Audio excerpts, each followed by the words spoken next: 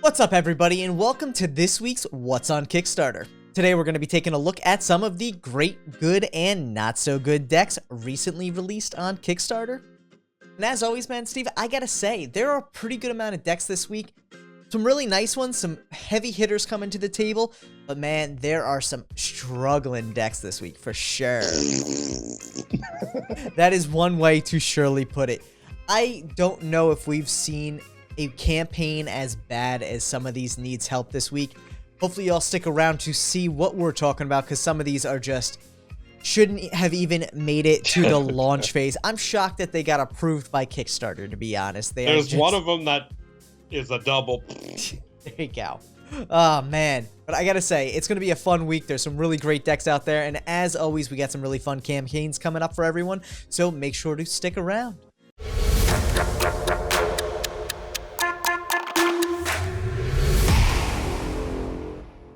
So, dude, you ready to jump into it this week? Let's get into it. All right, man. First up this week for our first great campaign, we have the Mage and Fool playing cards.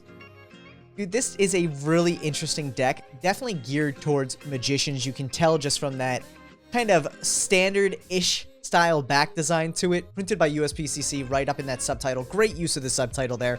Clean, cut, not too complicated, concise. Gets the fact out there that this is a USPCC deck.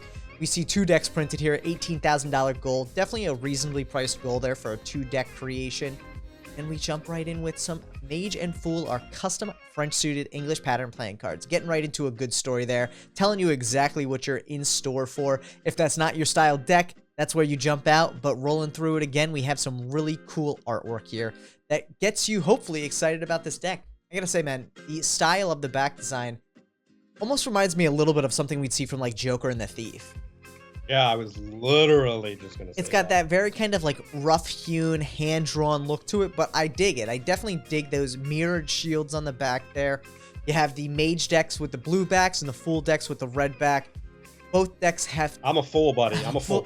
You know what? See, but you're a mage, dude. You don't like red decks. But really cool suits here. You can see the traditional red and black have been replaced with red and blue. Really digging the story. It's interesting too because it kind of dives right into some of these little like add-ons here. Hopefully with the dice, and then an uncut sheet talks a little bit about the tiers. The one thing I would like to see there is a feature section and talking about the idea of printing on it. We don't see any fulfillment information there. So there's a good chance that this may be self-fulfilled, may be fulfilled by gamblers, but I definitely think it would be worthwhile to see a features section in here that lists out just kind of the key points again. Who's going to be printing? What stock is it going to be on? Which we can see right here, premium card stock, classic embossed finish. But then who's going to be fulfilling as well? Talk about a little bit of that. Make it clean and concise along with the rest of it. You really have a nice, clean, well put together campaign, but those features would help tie it all together there. How much are we looking at? Dude, we are looking at 21 shipped. Not bad at all.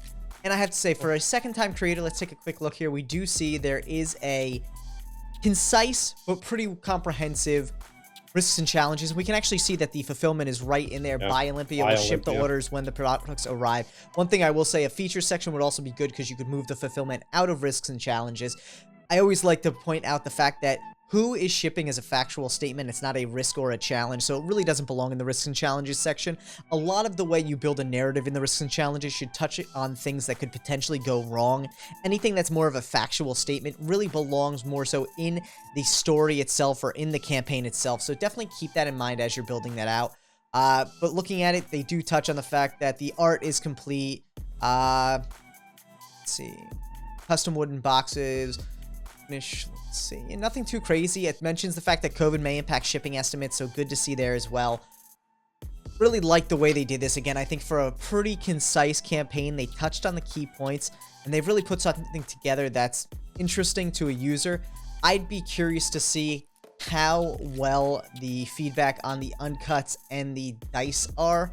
I would also love to see some stretch goals on this, just because I think hitting that 18 goal, you don't want to lose momentum once you hit 18,000. You want to keep pushing it further.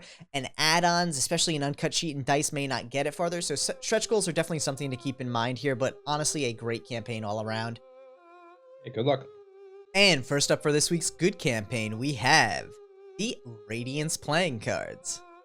Relaunch. So one of the reasons we decided to loop this one in, because it is a relaunch, but they did a phenomenal job really taking community feedback and figuring out what they needed to change in order to drive the funding on this campaign further. So we see originally this was actually a $24,000 goal. They reduced the goal to $16,000 for 2 decks, which really is a smart move and fits you right into that price point of where you're looking at for printing and shipping on 2 decks. Diving into it, they have a really nice story here, touching on a lot of the aspects of what the inspiration was for the deck, the story of the creator himself. One thing I will say is a lot of times the my story portion of it, or the about, couldn't always go towards the bottom as well. So you really have the upper story being more so about the deck itself and drawing people in. The other aspect that I would say is I almost think a larger image for those upper images is really key, so you can give someone as close up of a picture as possible to draw them in. While both of these are very functional images, this almost seems like a place for a more artistic and eye-catching image versus a functional image. So something to keep in mind there. Some of these images could use a little bit of a tweak to get someone's attention on that search page. Yeah, a little dock. Yeah, I do love the renders they put together here, though. That's really kind of cool with that like throwing star design in the center of the fan there. Really, really interesting. I like the colors that they used for the pips. Yeah, it's a force suit. Four color deck. Interesting. So that's also one thing that you have to keep in mind. Very often people are actually leery of 4-color decks. I personally think from an artistic point of view and a collector's point of view, 2 colors, 4 colors doesn't make much of a difference. But from a usability point of view, people are very leery to get involved in a 4-color deck. They're really more about the 2-color. It's a little more standard. It's a little less eye-catching. And if you have that draw from Magic, a 2-color is a better way to go with this. So one thing to keep in mind is if this does not fulfill, continue to tweak it, but maybe transitioning to a 2-color variant versus this 4-color and making maybe a 4-color an add-on or a stretch goal might be a good way to go about it. The other thing we'll notice here is project is fulfilled through USPCC. So obviously they mean it's going to be printed by USPCC, but USPCC does not do direct fulfillment. If you go through USPCC, they will deliver to 2 locations included in the shipping price, and that's it. Usually that is your fulfillment center and potentially yourself as the creator if you want to save on shipping yourselves decks. With that in mind, it would be nice to see who's going to be fulfilling this deck. The other thing too, and I think, again, we've talked about this whole single image style to keep things clean. I really do like it, but one thing to keep in mind with this is you can also put text in the image, and I think it helps prevent just scrolling through too quickly here. So the one thing I would say is adding a little bit of the story throughout the deck itself, talking about the inspiration here, talking about the styling of the kings, would be really cool. It almost has like a Paisley-esque style to these courts here as well.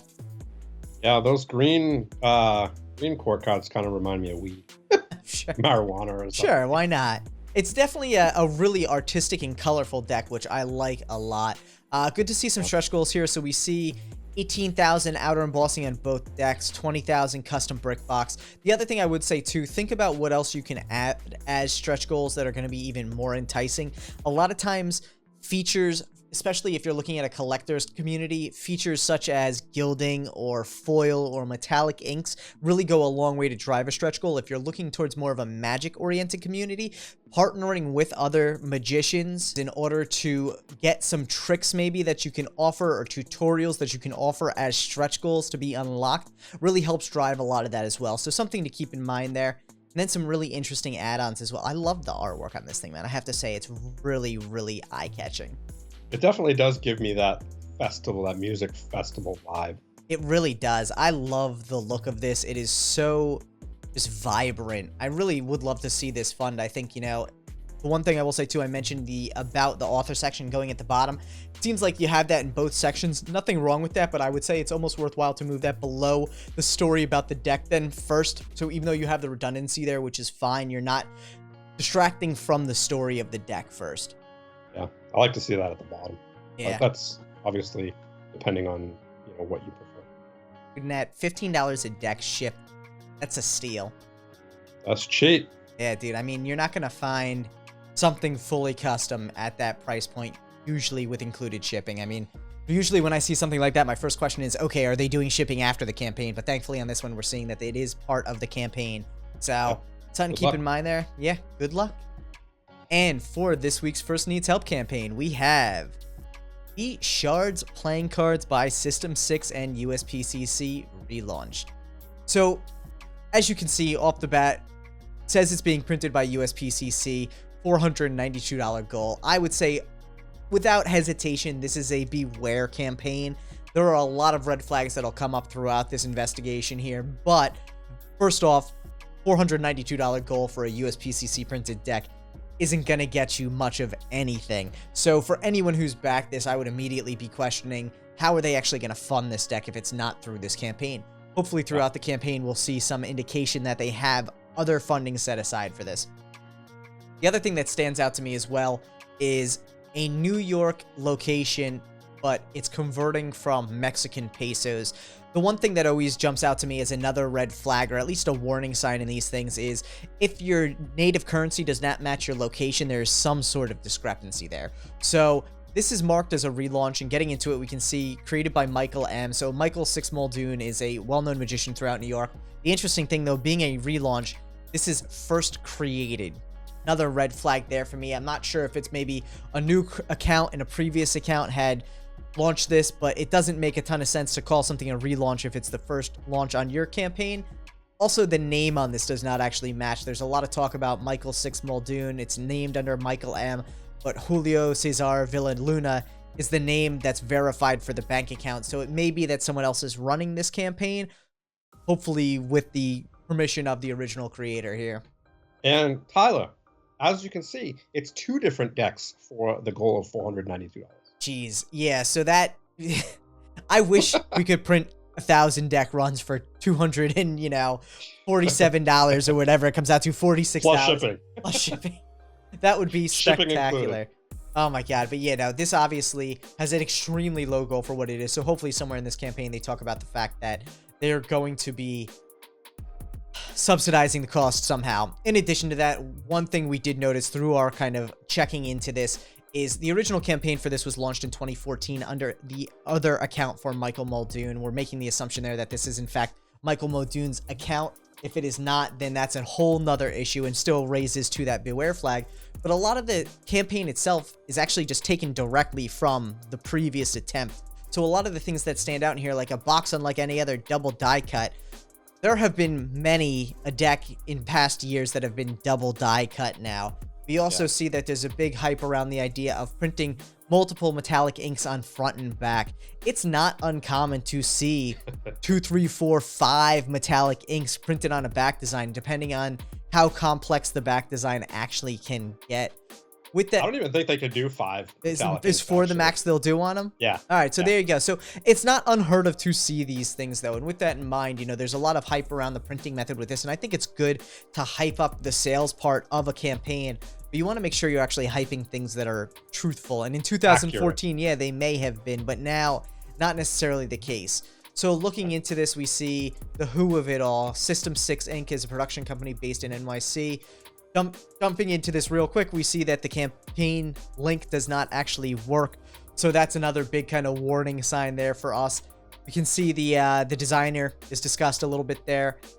Other than the printer, though, we still don't know who's going to be fulfilling. We don't have a ton of information on this other than the fact that it's going to be printed by USPCC. So how many decks are going to be printed? What is the stock that's going to be used with it? There's a little bit of a story, but again, the story is just taken from that original campaign and brought here. So there's not a lot of originality to it or updating, which really, if you're ever planning to relaunch a campaign, especially after 7 years, you want to make sure that everything you're saying, like Steve said, is accurate and up to date. Yeah. Getting to the images here, there's not much of the story running through, so it's a little bit too consistent of a flow. We see some interesting add-ons here, so t-shirts, a card clip, first for card clips, wow. So the interesting thing about this too is like color printing on card clips is no longer an unheard of thing either. So again, in 2014, it may not have been done yet, but now we're looking at this and we see a ton of color printed card clips. That's relatively commonplace. Impossible Bottle by Jamie D. Grant.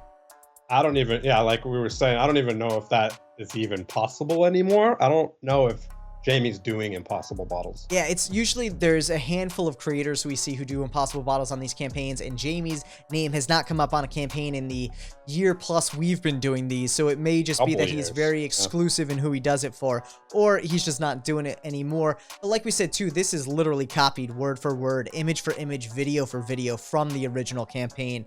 One of the things you can see here too is the price of shipping, so free shipping in the US. Talks a little bit about the add-ons here. We have an interesting FAQ, but going up to the video too, which was another red flag to us here. Funded in 10 hours for a $492 goal, A, says a lot. I wouldn't have thrown that on there in general, but the other thing with the video here, we look at the video itself is actually from 2014 as well, and talks about how it's close to Christmas time and doesn't actually match the context of the campaign. So something to consider there. If this is a legitimate campaign, these are all warning flags that stand out to me as someone interested in backing this. But also, if, again, you're going to relaunch a campaign, you want to make sure that your information, your marketing material is all up to date. The other thing that stands out on this one is that Michael Muldoon has several social media outlets, none of which are actually advertising this deck. So if it is, in fact, launched by Michael Muldoon... Catchy. Yeah, just make sure that you're also advertising your own deck, because you'd obviously want to drive your substantial following to back your deck, which is another big red flag on this one. Yeah, look at right here. Printing process early to ensure deck delivery by the end of November. Not going to happen. Yeah. I mean, it's definitely, a lot of this is just suspect based on the way it's put together. A lot of it's a clone of the previous campaign. This block here is literally the exact same thing. So the one thing I would say with this campaign is, if Michael is running this, make sure to update the whole thing. This is a relaunch. You're probably better off canceling and relaunching again with a reasonable goal. If Michael don't be lazy. Yeah, really don't copy paste from something 7 years ago, because a lot has changed in the industry, and you want to make sure that if you're putting the time and effort into this, that it's actually going to fund in a meaningful way. With this in mind, everything we're seeing here says that Michael is not, in fact, running this campaign, and so I would be very leery of backing this campaign unless we see Michael come through and say that he is, in fact, supporting this campaign, and it is with his blessing that it's launched, or he is, in fact, the one running it, even though the name doesn't match on the verified bank account. So something to keep in mind there. This is definitely a big beware in this week's episode. Good luck! Yeah. And before we jump into this week's other new decks, make sure to like the video, share it with a friend, and subscribe to the channel. And ring the bell! And for another great deck this week, we have the Year of the Ram Lunar and Zodiac playing cards, 9 of 12 from Nomad playing cards. No surprise here that this is a great campaign. We've seen 8 other campaigns from Nomads in the Lunar and Zodiac playing card series. They do phenomenal work on these. Honestly, a templatized campaign, well put together. They change what they need to change, but they keep a winning formula there. They are actually one of probably 5 creators who I would recommend people check out if you're looking to build your first campaign, because they tell a great story. They have all of the information necessary there. They have some great images, and they really make sure to build kind of a flow. In some of these, you can see there's a little bit of too much blocking with the images together, but they really put a ton of information out there for a really cool deck. I love these tuck boxes, dude. They are some of the best tucks out there, to be honest. Yeah, they're beautiful. Good luck. And for another great campaign this week, we have the Shadow Myths War of Corruption Dark Fantasy playing card deck. I would absolutely shorten that name just a tiny bit so it fits on one line, but with that being said, another great campaign this week. Doug relaunching for a new goal, trying to bring the price point down, and one thing that really stands out to me on this one is great is Doug realized that he wasn't going to hit his funding goal of $6,000 for a 1,000 deck print run with USPCC. Instead of giving up or launching exactly the same, he ended up reaching out to other suppliers, and he's decided to go for a print-on-demand option for MPC this time, helping to lower the goal to 1,200. That really makes it so that anything above that 1,200 just means he gets to print more decks with MPC. One thing that I always love to see with a campaign like this, if you're really dead set on going with USPCC, make it a stretch goal at that $6,000 point, now that you have a lower goal, that you'll switch to USPCC as your printer if you're really dead set on it. With that in mind, if people like this, and this is clearly based on a collector's deck, I think MPC is going to do great. Their stock feels phenomenal, and they've really come a long way versus what they were even 18 months ago. Good luck. And for another good campaign this week, we have the New World playing cards. Really interesting concept. I feel like in this day and age, Christopher Columbus is a very heated topic. So having a deck based on the New World and Christopher Columbus is a risky maneuver. I wish you the best of luck on that one. With that in mind, I think there's a lot of questions that kind of just come up around the fulfillment on this one. Printed in Europe by Noir Arts. Noir does beautiful collector's deck. One thing they do offer is a fulfillment service as well, but there's no real mention in here of the fulfillment of the deck. But with that in mind, this campaign is really well put together. I love the moving images, very eye-catching. I would love to see the story brought a little bit through some of these blockier sections so people don't just scroll quickly through a lot of this and miss details. But really nicely put together campaign, really on the cusp of being great there. Just need to add a little bit more of the standard information that people expect to see. Good luck. And for another Needs Help campaign this week, we have the Inyo playing cards, a full custom semi-minimalist deck based loosely around the concept of yin and yang. Honestly, a really cool looking deck. Some of the stuff that stands out to me here, though, is there's just no information. Obviously, they've thought about the printer, printed by Cardamundi with their True Linen B9 stock. Who's going to be fulfilling here? Tell a little bit of a story, talk about the features of the deck, talk about that inspiration. It's a very interesting kind of style to it, almost calligraphy-esque. Kind of reminds me of the Calligraphy X cardistry decks, but really cool design to it. And I think there's a lot of potential with this. It's just people want to see that a lot of thought has been put into this. That being said as well, $2,200 for a Cardamundi print run is very low goal. You're going to be looking to pay a lot of money out of pocket if this actually funds somewhere to the tune of potentially $5,000–6,000. So something to keep in mind there. You really want to make sure your goal actually fits what you're looking to achieve here. Yeah, good luck. And for another Needs Help campaign, we have the Pineapple Villa playing cards with a goal of $29.98. This is an interesting deck. I actually really like the artwork to it, but getting into it, you can see that this is probably the shortest campaign we've ever actually seen. Really short story here, and I think it actually is a good start to a story, but this almost feels to me like someone accidentally clicked launch when they meant to click save or review or something along those lines, because there's no details about who's going to be printing this deck, who's going to be fulfilling this deck, what is this deck all about. There's no pictures of the face cards, the index cards, the number cards, anything there. So while you have a good back design, I would definitely take this one back to the drawing board and really think about how you can market this deck as a whole, not just this cool back design here. Yeah. Good luck. Good luck. And for another Needs Help campaign this week, we have the Free World playing cards, a 2D cartoon playing cards. $231 goal.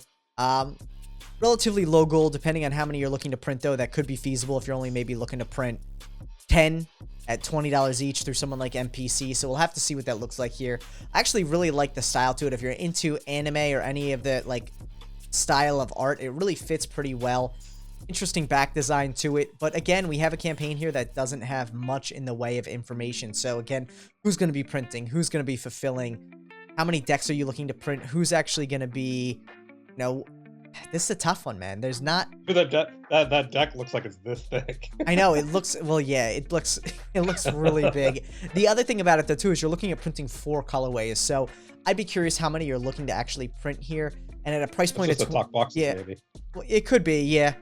But even still, 4 tuck boxes is going to cost you probably...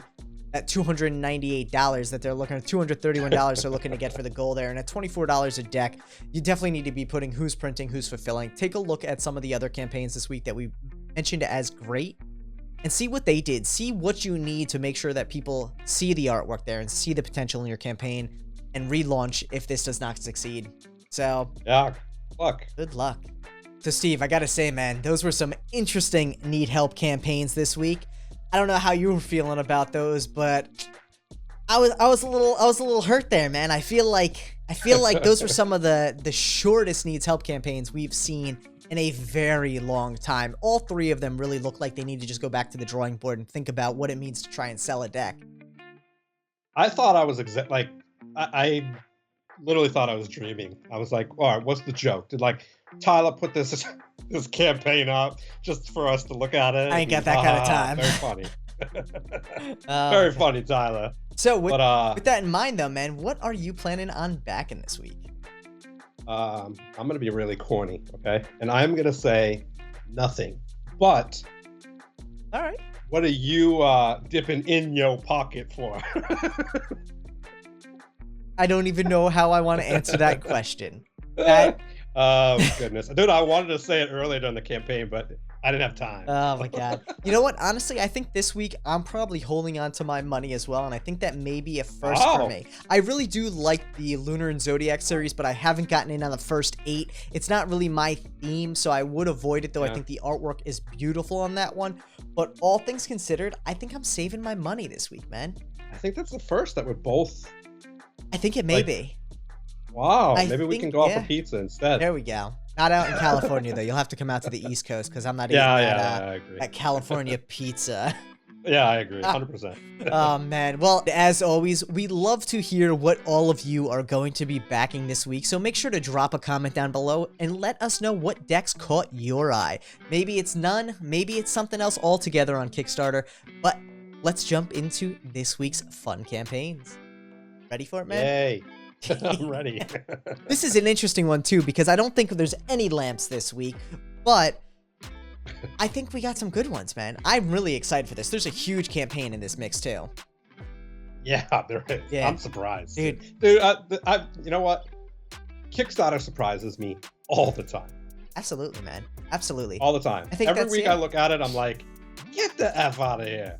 I think that's part of the excitement of the platform is there are things that you would never expect to fund that just crush it. And there's some stuff that you don't know how it doesn't fund, and that's part of the appeal of it and part of the whole selling your campaign and whatever your product is, because a great campaign that's not sold well isn't going to fund.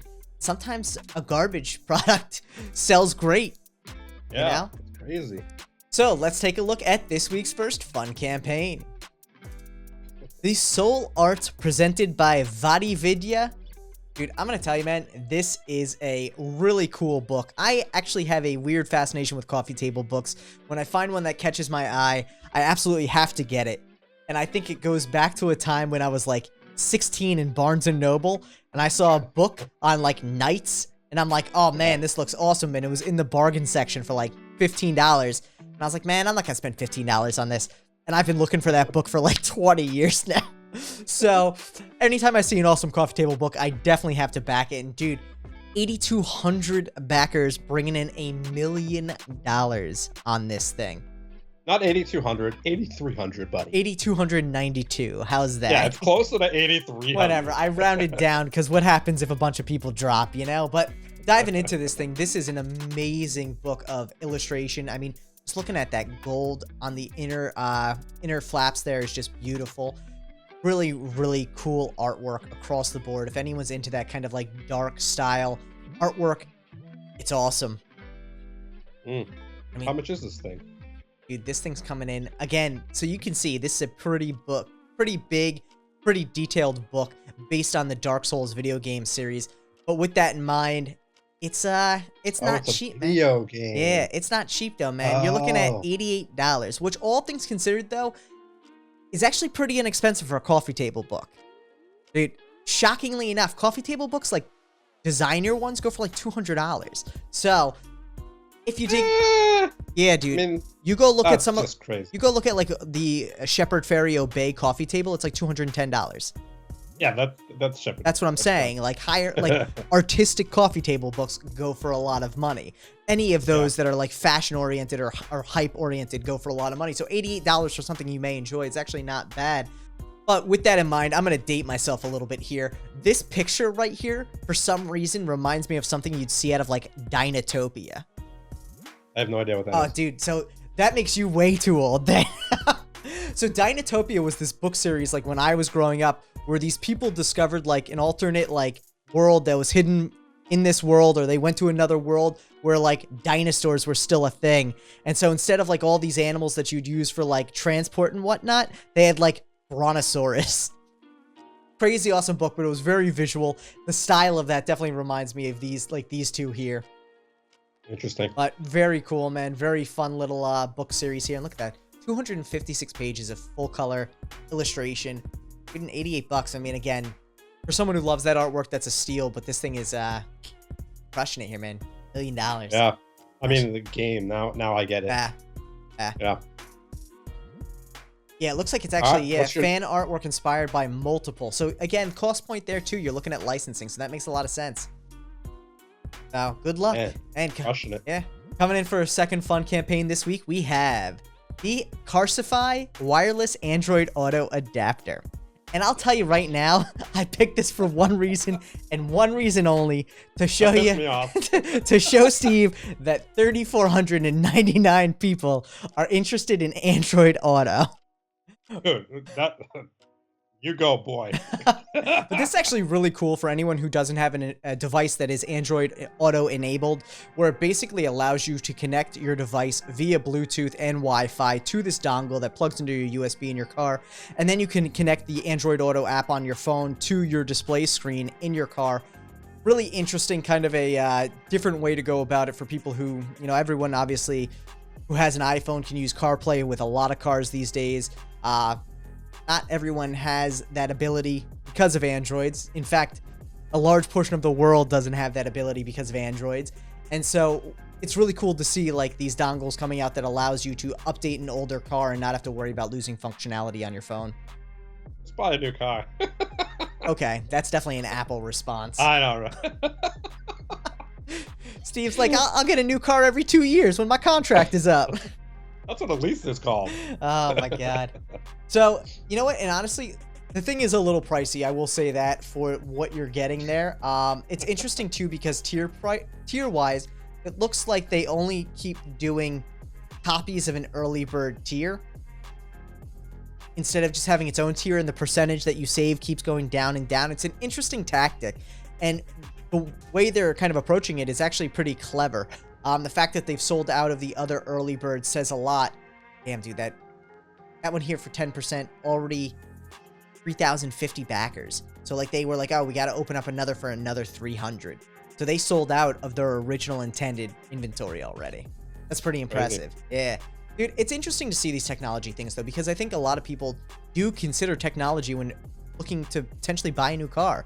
They're sitting there thinking, oh man, I wish my car had all these bells and whistles, and things like this would allow you to kind of update an older model car without having to go spend thousands of dollars for something that you probably don't use that often.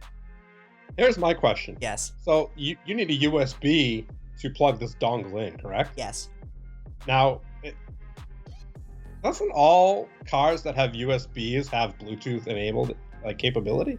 Yes, but there's probably functionality built into this dongle that feeds into the screen. So it's not just being able to connect your phone. The system in your car has to be able to understand Android Auto, just like it has to be able to understand CarPlay. So if you don't have the software there, this dongle, from what I can tell, adds that capability to a system that may already have Bluetooth and already have a screen, but not have that CarPlay alternative, aka Android Auto, enabled. Yeah. So, gotcha. Yeah, it's interesting. Definitely very cool. Oh man. Okay. And one day I'm gonna get you an Android product, maybe not a phone, something, and it's gonna. You know blow what? Your mind. You don't have to, because we have one right here. If anyone's looking to buy it, we're selling it. Oh my gosh, you could pick it up as a pair with this dongle. So, yeah, I use it as a kind of like a coaster right now. Yeah. And for Steve's first fun campaign this week, we have the LUKIZZI Maze Ball. You've never fidgeted like this before.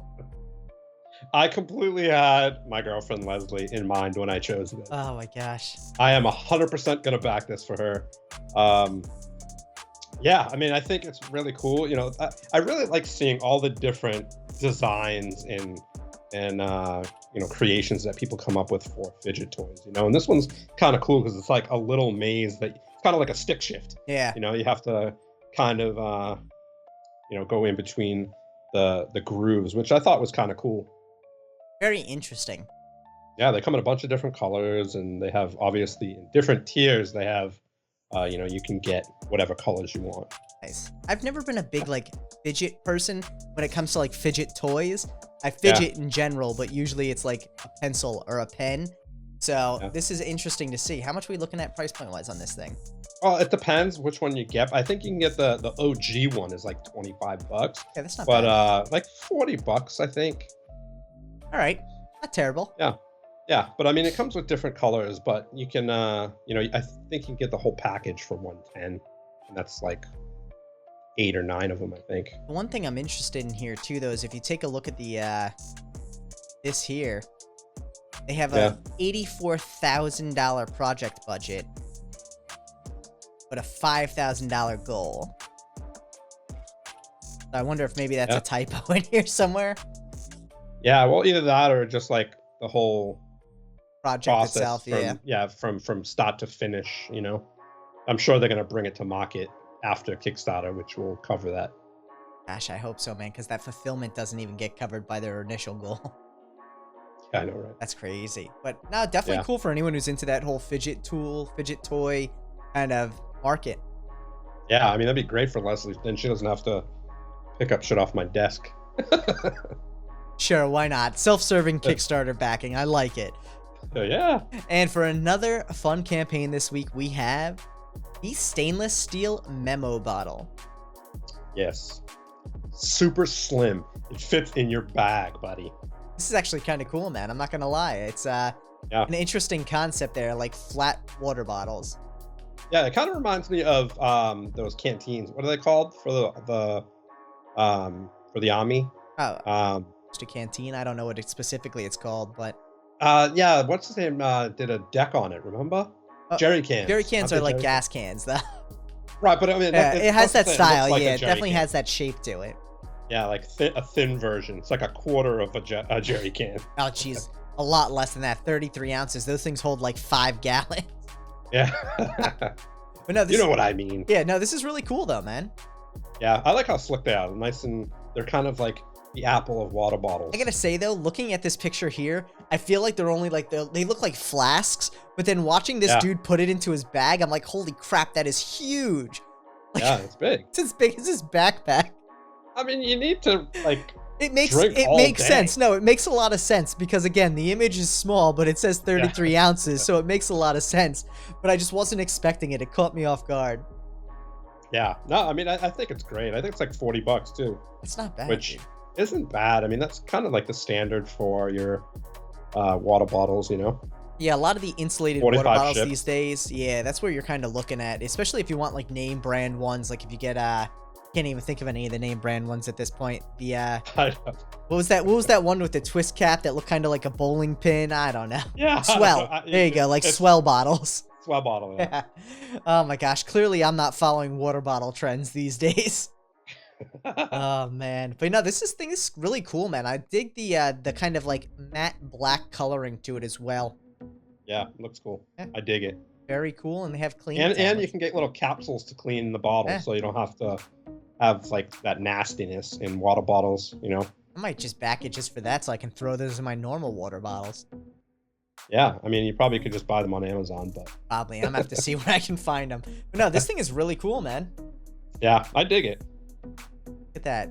Every memo bottle sold diverts an estimated 167 bottles from being consumed. So my guess would be that in general is not specific to their campaign, but it's a number that's based around, you know, using reusable water bottles versus, you know, single-use plastic water bottles. But I think it's great that they mention why they're doing this and what the drive behind this is, because drinkable water is a legit concern across the world. For anyone who hasn't checked out some documentaries on the water crisis the world faced, I highly recommend it. It's horrifying but informative. Yeah, no, that's for sure. Dude, really cool campaign. Love to see this, and honestly, love the socials right there as well. I think it's always important to make sure that you're putting your socials on these campaigns so people can follow you, and make sure to stay on top of future campaigns, not just the campaign they're on there or waiting for Kickstarter to, you know, send them an email on the next one. Yeah. Wow. 2,400 backers, not bad. Nice, man. Not bad at all. At, what does that give them? $100 clip a piece. So people are buying like 2 bottles each, man. Good on them. Yeah, they're probably buying the big one and the small one. They might even be buying 2 big ones just so that they can wash one day and use another the next, you know? Yeah. I like it, man. I like it a lot. San Diego, California. Man, these were some fun campaigns this week, man. I was not expecting it. I was really excited for your reaction to the Android Auto dongle. So that one kind of boring to me. well, of course, because it's not about you, Steve. It's about the 70% of the world who doesn't want an iPhone. Yeah. But or want it, just can't get it. Dude, I think most of it's don't want it, so we'll stick there. But with that said, everyone, drop a comment down below. Let us know what you're backing this week. Playing card, water bottle, Android Auto dongle, whatever it is, or even some board games or whatever you find out there. Make sure to check out everything that will be down in the comments below. And again, make sure to keep an eye out on those Beware campaigns. Don't get yourself caught up in scams on Kickstarter. We appreciate everyone watching. Make sure to like, share, subscribe, and we will see you next week.